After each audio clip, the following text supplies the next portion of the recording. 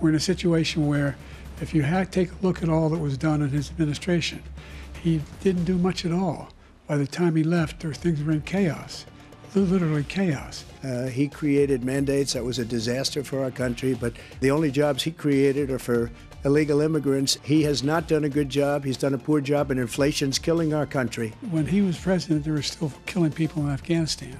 He didn't do anything about that. I'm the only president this century that doesn't have this decade, that doesn't have any troops dying anywhere in the world.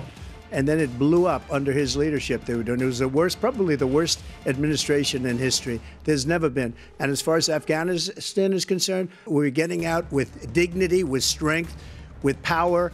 He got out. It was the most embarrassing day in the history of our country's life. Eligible for what I've been able to do with the just one, a real easy one. Like go through the first 5 questions, he couldn't do it. He doesn't do it. He can't hit a ball 50 yards. He challenged me to a golf match.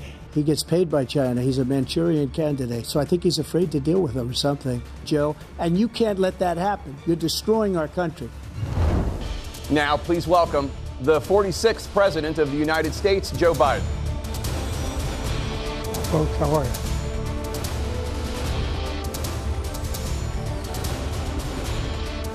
Great to be here. Thank you. And please welcome the 45th President of the United States, Donald Trump.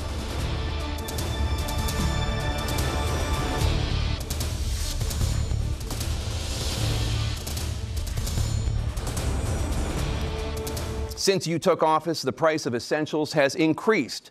For example, a basket of groceries that cost $100 then now costs more than $120. And typical home prices have jumped more than 30%.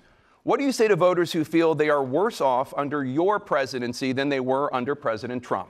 We got to take a look at what I was left when I became president and what Mr. Trump left me. We had an economy that was in free fall. The pandemic was so badly handled. Many people were dying. All he said was, it's not that serious. Just inject a little bleach into your arm. You'll be all right.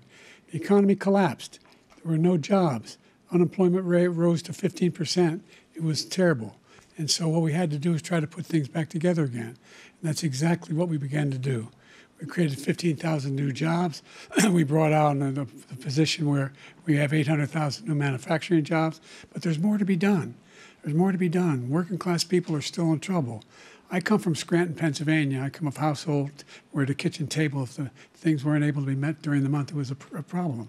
Price of eggs, the price of gas, the price of housing, the price of a whole range of things.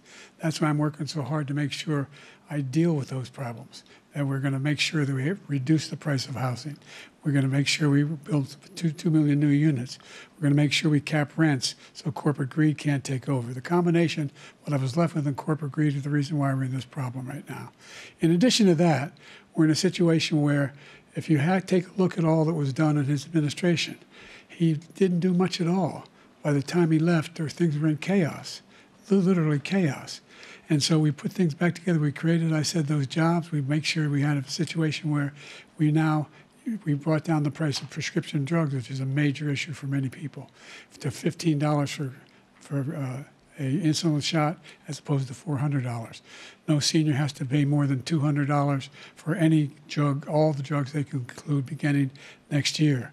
And the situation is and we're going to make that available to everybody, to all Americans. So we're working to bring down the price around the kitchen table, and that's what we're going to get done. Thank you. President Trump? We have the greatest economy in the history of our country. We have never done so well. Everybody was amazed by it. Other countries were copying us. We got hit with COVID. And when we did, we spent the money necessary so we wouldn't end up in a Great Depression, the likes of which we had in 1929.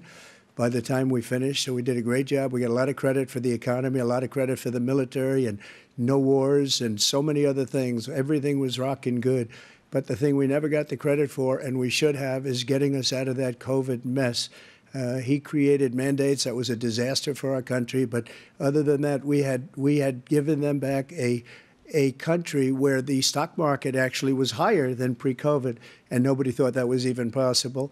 The only jobs he created are for illegal immigrants and bounce-back jobs, a bounce-back from the COVID. He has not done a good job. He's done a poor job, and inflation's killing our country. It is absolutely killing us. Thank you. President Biden? Well, look, the greatest economy in the world, he's the only one who thinks that, I think. I don't know anybody else who thinks he had the greatest economy in the world. And, you know, the fact of the matter is that we find ourselves in a situation where his economy, he rewarded the wealthy. He had the largest tax cut in American history, $2 trillion. He raised a deficit larger than any president has in any one term. He's the only president other than Herbert Hoover who's lost more jobs than he had when he began, since Herbert Hoover. The idea that he did something that was significant. And the military, you know, when he was president, they were still killing people in Afghanistan. He didn't do anything about that. When he was president, we were still finding ourselves in a position where you had a notion that we were this safe country. The truth is, I'm the only president this century that doesn't have any, this decade, that doesn't have any troops dying anywhere in the world like he did. Not going to drive them higher. It's just going to cause countries that have been ripping us off for years, like China and many others, in all fairness to China, it's going to just force them to pay us a lot of money, reduce our deficit tremendously, and give us a lot of power for other things. But he made a statement. The only thing he was right about is I gave you the largest tax cut in history. I also gave you the largest regulation cut in history. That's why we had all the jobs. And the jobs went down, and then they bounced back, and he's taking credit for bounce-back jobs. You can't do that. He also said he inherited 9% inflation. No, he inherited almost no inflation, and it stayed that way for 14 months. And then it blew up under his leadership because they spent money like a bunch of people that didn't know what they were doing, and they don't know what they were doing. It was the worst, probably the worst administration in history. There's never been. And as far as Afghanistan is concerned, I was getting out of Afghanistan, but we were getting out with dignity, with strength, with power. He got out. It was the most embarrassing day in the history of our country's life. We now have the largest deficit in the history of our country under this guy. We have the largest deficit with China. He gets paid by China. He's a Manchurian candidate. He gets money from China. So I think he's afraid to deal with them or something. And he's got the worst situation with China. China's going to own us if you keep allowing them to do what they're doing to us as a country. They are killing us as a country, Joe, and you can't let that happen. You're destroying our country. We are very, very close to World War III, and he's driving us there. And Kim Jong-un and President Xi of China, Kim Jong-un of North Korea, all of these, Putin, they don't respect him. They don't fear him. They have nothing going with this gentleman, and he's going to drive us into World War III. There's no evidence of that at all. And I tell you what, I doubt whether you'll accept it because you're such a whiner. The idea, if you lose again, you accepting anything, you can't stand the loss. Something snapped in you when you lost the last time. We've made significant progress from the debacle that was left by President Trump in his last term.